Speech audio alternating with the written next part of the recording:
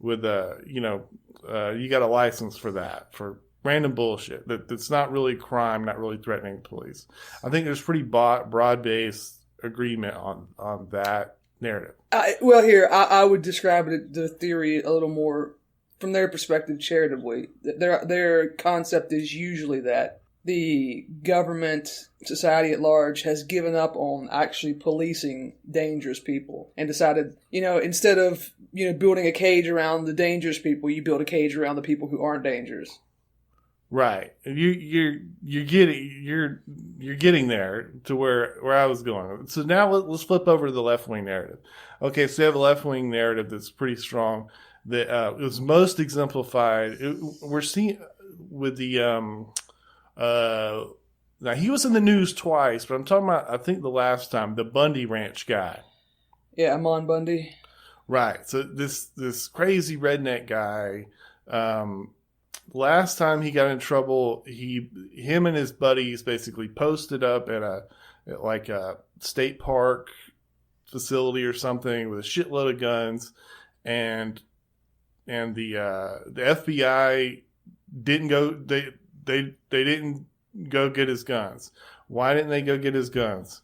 Left wing narrative is that there's sort of a somewhere in between, like, not necessarily a class interest, but that's sort of how I would most think of it in a left wing mode. It's like there's sort of a mutual class interest of right. being a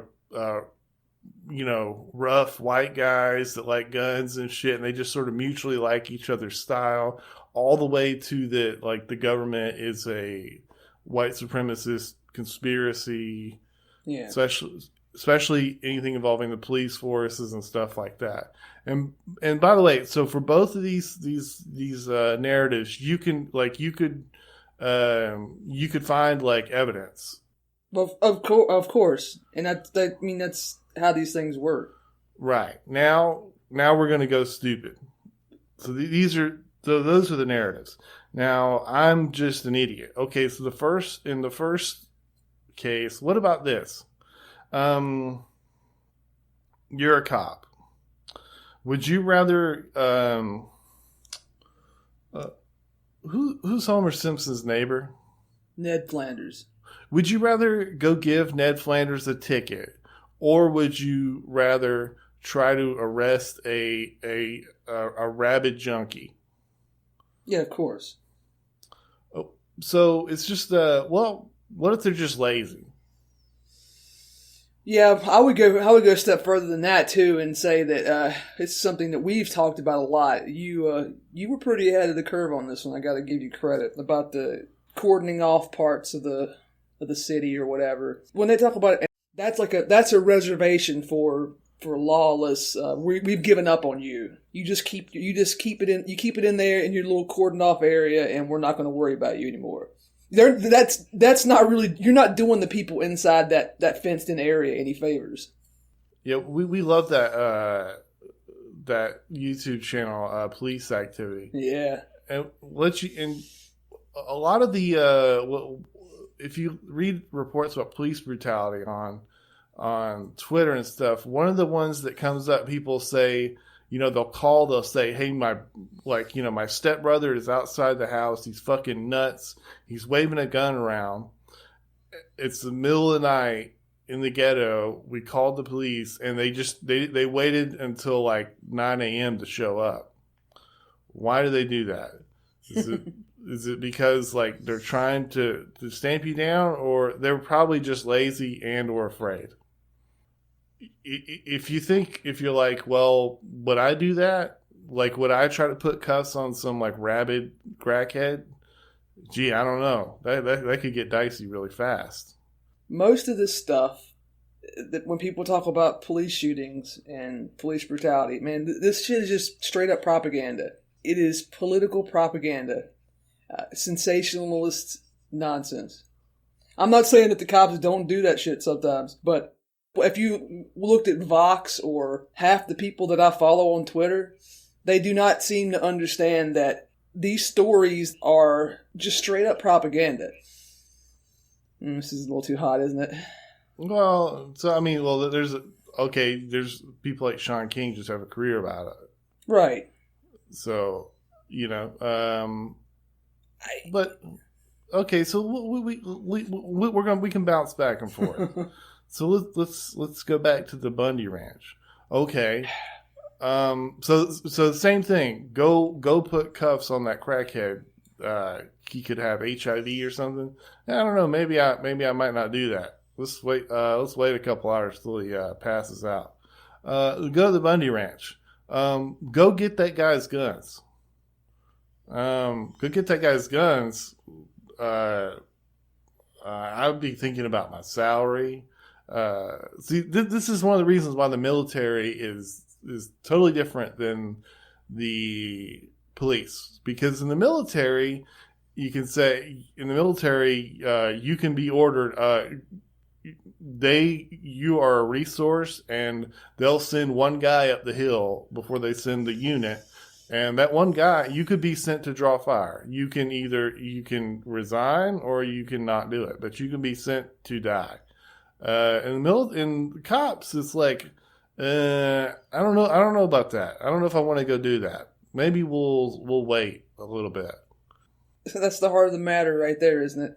The police are people who signed up for a job to do the bidding of elected officials. And the job is dangerous. It certainly comes with some perks. Like you get authority, and it will attract people who like the idea of having authority. But there's a reason that we give them authority. It's because I don't want to go fucking do that. I don't want to go in the middle of the night and walk up and do like a felony stop. I don't want to do that. I would be much more trigger happy than like the guys on police activity. Yeah, what you usually end up happening is like out of the entire metro department, there's like 8 guys who are fucking nuts, and they'll put them on the SWAT team, and those are the guys that don't mind doing it.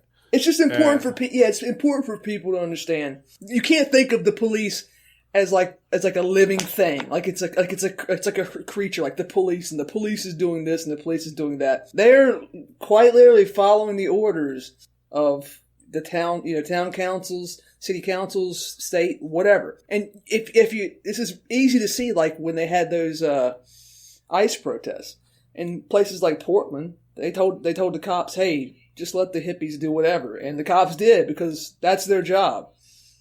We tell them to go into the neighborhood with guns and arrest somebody for possession. We tell them to do that.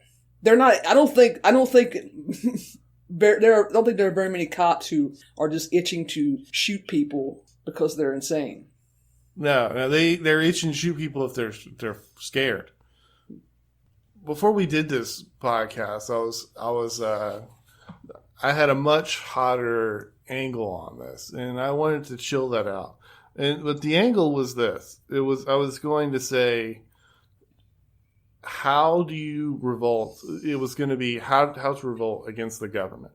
What would you do? What would be a practical way? What would be a dumbass way? How do you do it? And it goes into this. It goes into this thing we're talking about. Is that normally when you talk about this stuff, people are like, well, did you read what Bakunin said? You got to check out what Lenin said about this, blah, blah, blah. Well, part of Lenin taking over was the Romanovs quit paying the military. Okay. And so this part where you need some way to deal with the police and military that's to either lessen their strength or get them off you or whatever. And one thing that comes up in both these stories that made me think about this was that just be a pain in the ass.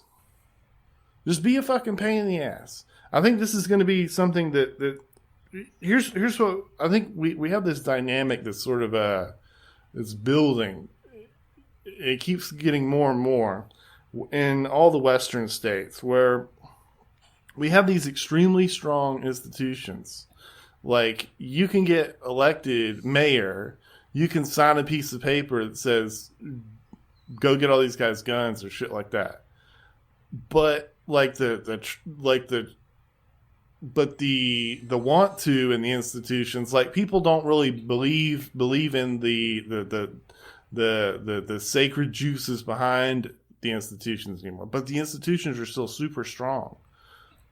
And so you have this weird dynamic where you can get out of, like, all you have to do is be a pain in the ass. Just like, I don't know if the United States government in 15 years will be the kind of government that would have stormed the Koresh compound.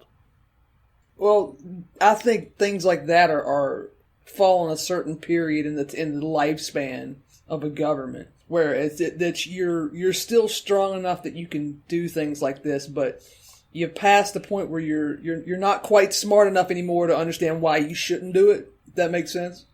Oh yeah, and we've gone. Does anybody think that things have gotten better or more organized since then? Because I sure don't. Well, this is the thing. So they're like a lot. The more organized it is there, and like if you look at like the way forensics and like computer organization of, like, you know, the DMV. Yeah, what do they have in common? I don't know. It's part of the technocracy. Yeah, well, that's that part's still going strong. And hey, look, we're right now. Been sitting at home for how long? And we've been in quarantine. Not sure even how much longer it's going to last. And most of that was based around what? Computer models, right? Yeah. And experts, big brain experts like Dr. Italian name guy that all the wine moms are horny for now. Yeah. Yeah, they pretty much just, you know, called their shots. And we are seeing, as we speak, conflict between elected officials, or, you know, Rump America, that like the in theory how it should work, versus these experts. And I mean, hey, we're going to find out who's got the juice really soon. Yeah, for sure. That's one of the reasons why I didn't want to do current events. But let's talk about that in a second.